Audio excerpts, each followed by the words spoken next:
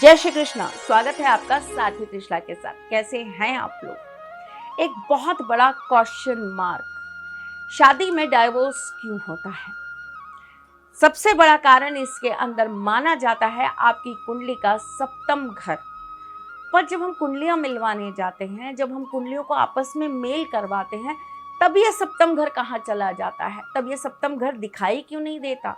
तब लोग क्यों नहीं बताते कि आपकी शादी होने के कुछ समय बाद या कुछ सालों बाद ये शादी टूट जाएगी? क्योंकि कुंडली का केवल सप्तम घर इस चीज का कारक नहीं होता। सप्तम घर के साथ साथ दूसरा घर, 12वां घर भी इसमें सहयोग करता है। ये एक त्रिभुज है जिसे काटना, जिसे तोड़ना बहुत जरूरी है।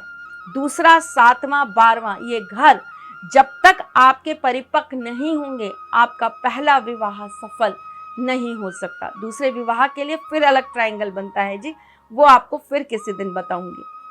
अगर आपकी कुंडली के अंदर ये तीनों घर आपके किसी ना किसी तरीके से प्रभावित है तो आपका डाइवोर्स जरूर होगा। इसके बारे में विस्तार से आज बात करते हैं, लेकिन इससे पहले ये तो जान लेते हैं कि मैं कौन हूँ। मैं आपके एस्ट्रोलॉजर हूँ, वास्तुशास्त्री हूँ, चेहरा भी पढ़ती हूँ, आवाज भी पढ़ती हूँ, हाथों की लकीरें भी पढ़ लेती हूँ। आपका दूसरा घर वाणी का होता है, कुटुंब का होता है।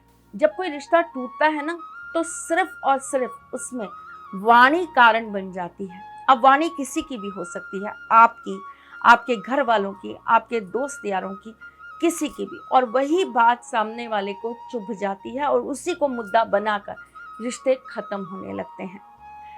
कई कई बार इंसान गलत फहमियों में आकर रिश्ता तोड़ देता है। और गलत फहमी का कारण कौन होते हैं? इर्द गिर्द वाले, जो उनके कान भरते हैं, यानी कि अगेन आपका सेकंड हाउस। किसी न किसी तरीके से ये वाणी बहुत जबरदस्त कार्य करती है आपके रिश्ते को तोड़वाने का। बात हो रही है जब दूसरे घर की, तो दूसरे घर को हम एक बहुत बड़ी चीज के साथ काउंट करते हैं, वो है आपका वंश, कुटुंब। अगर आपका दूसरा घर अच्छा नहीं होगा तो आपका वंश नहीं चल पाएगा, आपका कुटुंब नहीं टिक पाएगा, आपको उनसे सुख कभी भी प्राप्त नहीं होगा। आपका सप्तम घर यानी कि आपके हस्बैंड का घर, इसका मालिक जब तक बहुत सॉलिड पोजीशन में नहीं बैठा होगा, आज कलयुग के अंदर शादी टिकना असंभव हो जाएगा। आपका 12वां घर यानी कि आपका शैया घर, आपका शयन सुख का घर, अगर इसके अंदर कोई भी पीड़ित ग्रह जाकर बैठ गया, कोई उग्र ग्रह जाकर बैठ गया, या सप्तम का मालिक ही जाकर 12वें में बैठ गया, तो आपको विवाह में तकलीफ जरूर होगी। आपकी भाग्य रेखा के ऊपर अगर लगातार 9 कट बन रहे हो, चाहे भाग्य रेखा पूरी हो चाहे अधूरी हो, 9 कट अगर उस पर बन रहे हैं तो आपका विवाह टूटना निश्चित है। आपको पता होगा इस साइड में विवाह रेखा होती है, अगर यहाँ पर एक से ज्यादा अधिक रेखाएं हैं तो विवाह टूटेगा संभलेगा, टूटेगा संभलेगा, टूटेगा संभलेगा। लेकिन अगर पैरेलली यहाँ पर 1 या 2 लाइंस चल रही हैं तो विवाह टूटेगा ही टूटेगा। आपका विवाह, आपका जो रिश्ता है वो डाइवोर्स तक कब जाएगा? वो डाइवोर्स तक तब जाएगा जब किसी भी तरीके से आप शनि से पीड़ित हो जाएंगे। शनि अगर आपके गोचर कुंडली में, आपकी महादशा में पीड़ा उत्पन्न करेगा तो आप डाइवोर्स तक जाएंगे ही जाएंगे। इन सब चीजों से निकलने का कोई सरल तरीका होता है? इन सब चीजों से पार पाने के लिए कोई एक विशेष तरीका होता है? बिल्कुल होता है। जब बात आपकी डाइवोर्स पर चली जाए तो आपको क्या करना चाहिए? व्हाइट पेपर के ऊपर आपको एक त्रिकोण का निर्माण करना चाहिए।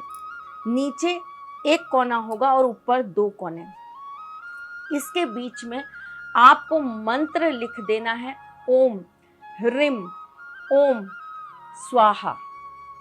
इस मंत्र को लाल पेन से लिखने के बाद इसके ऊपर आपको 7 टिक्की लगा देनी है, 7 बिंदी लगा देनी है सिंदूर से। कौन से वाले सिंदूर से? जो हम हनुमान जी को चढ़ाते हैं। उसके बाद आपको इसको फोल्ड कर देना है। एक सरसों के तेल का दीपक आपको जलाकर पीपल के पेड़ के नीचे रखना है और उसके नीचे इस पेपर को रखाना है। और आपको हनुमान जी के मंदिर में आकर चमेली के तेल में सिंदूर मिलाकर हनुमान जी के मस्तक पर, उनके कंधों पर और उनके घुटनों पर आपको लेप करवाना है पंडित जी के हाथ से, अपने हाथ से मत करिएगा। उसके पश्चात उसमें से बचा हुआ थोड़ा सा सिंदूर अपने साथ ले आइएगा। उसे लाकर लगातार 11 दिन तक अपने मस्तिष्क पर उसका तिलक करना चालू कर दीजिएगा। है तो बहुत बड़ा, थोड़ा कठिन, लेकिन बहुत अचूक उपाय है। एक काम और भी करिएगा, एक घी का दीपक जलाकर दुर्गा सप्तशती में से चौथे अध्याय का पाठ करना चालू कर दीजिए।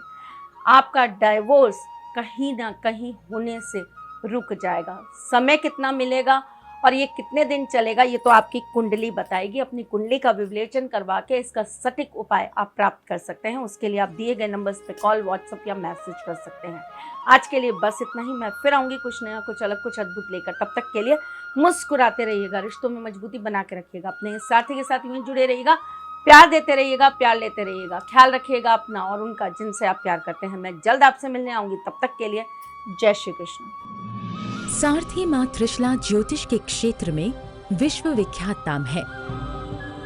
ज्योतिष शास्त्र में पीएचडी मां त्रिशला पिछले 22 वर्षों से ज्योतिष की सभी परंपरागत विधाओं के साथ साथ अनेक दुर्लभ गुण विधाओं जैसे परछाई एवं नव्स के अध्ययन से अपनी सटीक भविष्यवाणी और पूर्वानुमान के लिए विख्यात हैं।